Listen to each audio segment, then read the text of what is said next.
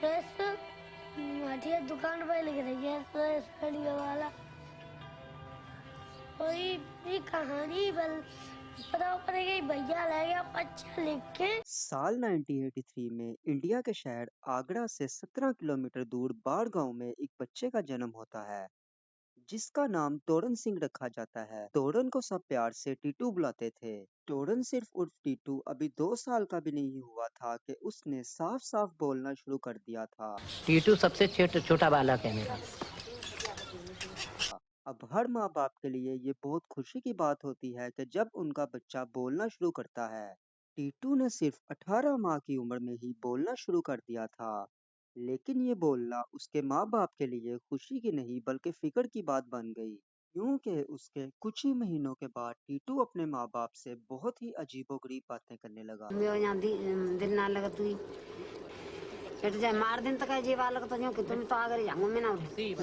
वो कहता था कि मेरे पिताजी से कहना कि मेरी बीवी और मेरे बच्चों का ख्याल रखे, क्योंकि मुझे इधर खाना तो मिल रहा है लेकिन मुझे उनकी फिक्र हो रही है।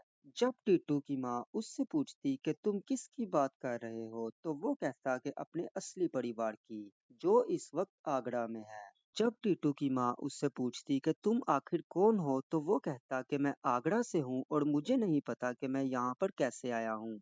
वो बार-बार अपने पेरेंट्स से कहता कि तुम लोग मेरे असली माँ-बाप नहीं हो और मेरा असली नाम तोरन सिंह नहीं बल्कि सुरेश वर्मा है। तो फिर बोलो मम्मी आपको धोखा दे के नहीं जाऊंगा मैं, मेरे यहाँ मैंने तुम्हारे यहाँ जन्म लो है तो मेरे तो क्या कहते तुम माँ बाप हो और भी माँ बाप है। बहुत छोटी उम्र से ही टीटू अपने घर के हालात पर कंप्लेन करने लगा था। वो अपनी माँ से बोलता कि ये तुमने कैसी फटी हुई साड़ी पहनी हुई है, मुझे इससे शर्म आती है। अब शुरू-शुरू में तो सब ने इसकी बातें इग्नोर की, जैसे नॉर्मली हर घर के पेरेंट्स करते हैं। 1988 3 साल गुजर गए थे। 5 साल के इस टीटू ने अब जो हरकतें करना शुरू की, उसने अपने माँ बाप को गहरी परेशानी में डाल दिया। एक दिन टीटू बोला कि उसकी एक बीवी भी है और 2 बच्चे भी हैं। आगरा में उसका एक बंगला भी है और सदर बाजार में एक सुरेश रेडियो के नाम से शॉप भी है। उसने बताया कि कैसे एक दिन वो अपनी गाड़ी में शॉप से वापस आ रहा था कि 2 लोगों ने उसके सर पर गोली मार दी, जिससे उसकी मौके पर ही मौत हो गई। पिछले 3 सालों से उसके घर वाले वैसे भी उसकी इस तरह की बातें सुनते आ रहे थे।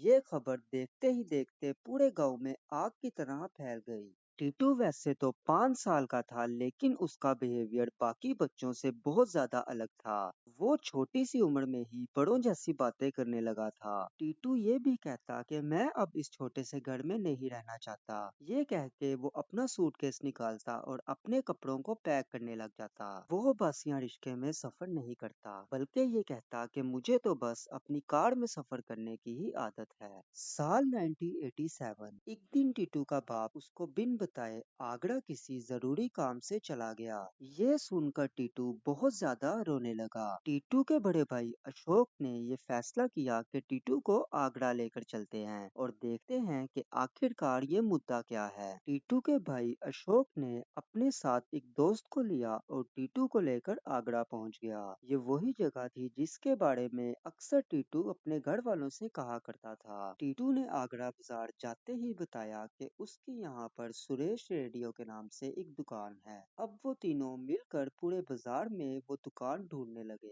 उनको वो दुकान कहीं नहीं मिली, लेकिन अचानक उनकी नजर एक दुकान पर पड़ती है, सुरेश रेडियो। ये वही दुकान थी जिसके बारे में टीटू अक्सर कहा करता था। वहाँ उनकी मुलाकात एक औरत से होती है, उमा वर्मा। वो बताती है कि उसके हस्बैंड का अगस्त 1983 में कत्ल हो गया था। जब उससे उसके हस्बैंड का नाम पूछा तो पता चला कि सुरेश वर्मा। ये वही नाम था जो टीटू अपने आप को कहा करता था। इतनी कम उम्र में, वो भी आगरा जाने से भी पहले। टीटू ने फौरन उम्मा को पहचान लिया था और अपने 2 बच्चों का हालचाल भी पूछा। वो दुकान में पड़ी हर चीज को पहले से ही पहचानता था। कुछ समय बाद उम्मा वर्मा, सुरेश के माँ बाप और बहन भाई बाढ़ गांव की जानिब टीटू से मिलने के लिए निकले। उनको आते देखते ही टीटू ने सबको पहचान लिया था। उन्होंने टीटू से पूछा कि सुरेश का कत्ल आखिर कैसे हुआ है, जिसके जवाब में टीटू ने बिल्कुल सही सही जवाब दिया।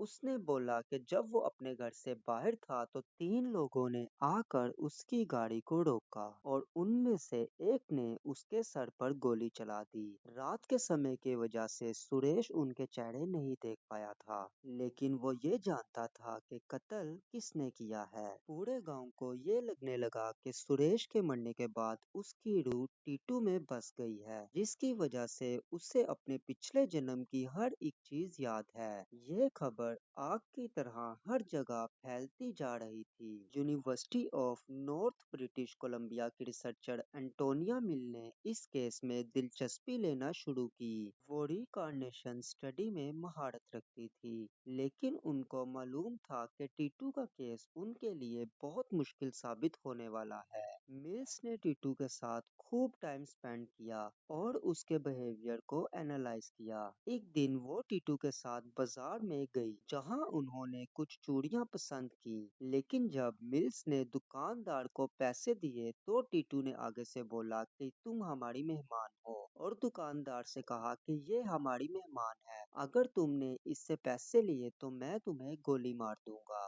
उसके इस बिहेवियर से मिल्स को केस स्टडी करने के लिए और भी आसानी हो गई, क्योंकि सुरेश वर्मा एक रेडियो शॉप चलाने के साथ साथ स्मगलिंग और गुंडागर्दी भी करता था। जनवरी 1989 अंटोनिया मिल्स टीटू को लेकर सुरेश के घर आगरा चले गई। वहां पर उसने सुरेश की बीवी उमा और उसके दोनों बच्चों को भी बुलाया और उन्हें बताया कि मैंने पेड़ के नीचे सोने के सिक्के छुपाए हुए हैं, जो मैं बहुत पहले स्मगल करके लाया था। टीटू की ये बात सुनकर उन लोगों को बहुत हैरानी हुई। जब उस पेड़ के नीचे खुदाई की गई तो उन्हें वहां पर वाकई में ही सोने के सिक्के मिले। जैसे जैसे इस केस को इन्वेस्टिगेट किया गया तो एंटोनिया मिल्स को अपने केस में और भी सपोर्ट मिलती गई। वो फिर से टीटू को लेकर उसी रेडियो शो पर गई। अब टीटू का बर्ताव कुछ और अजीब हो गया। वो खुद को उस शो का ओनर समझने लगा था। उधर एक वर्कर टेप रिकॉर्डर फिक्स कर रहा था। टीटू उसके पास जाकर उसके कंधे पर हाथ रखकर कहता कि तुम सही कर रहे हो, ऐसे ही डट कर काम करो। टीटू के बाप को फिक्र होने लगी कि अगर टीटू ऐसे ही अपनी जिद पर अड़ा रहा तो अनकरीब वो सुरेश की प्रॉपर्टी का हिस्सा बन जाएगा।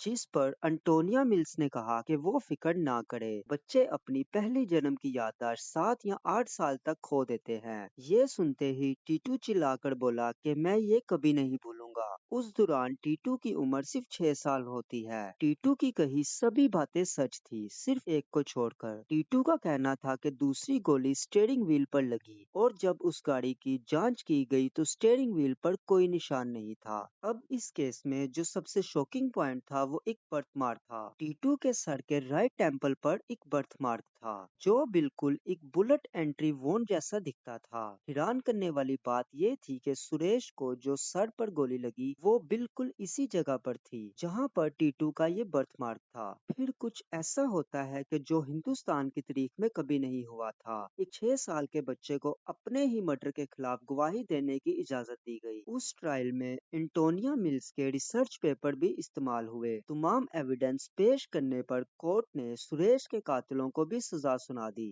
अब अगर नॉर्मली देखा जाए तो हिंदुस्तान का जस्टिस सिस्टम इस तरह के केसेस पर ट्रायल अलाउ नहीं करता, और ऊपर से ये केस सिर्फ एक बिलीफ सिस्टम था। लेकिन ये केस इतना पॉपुलर होता जा रहा था कि टीवी न्यूज हर जगह सिर्फ सुरेश के रिबॉर्न की बातें होती थी, जिसकी वजह से कोर्ट को इस पर एक्शन लेना पड़ा। टीटू आज भी जिंदा है और 2012 से वो उत्तर प्रदेश के बनारस हिंदू यूनिवर्सिटी में असिस्टेंट प्रोफेसर के तौर पर काम कर रहा है।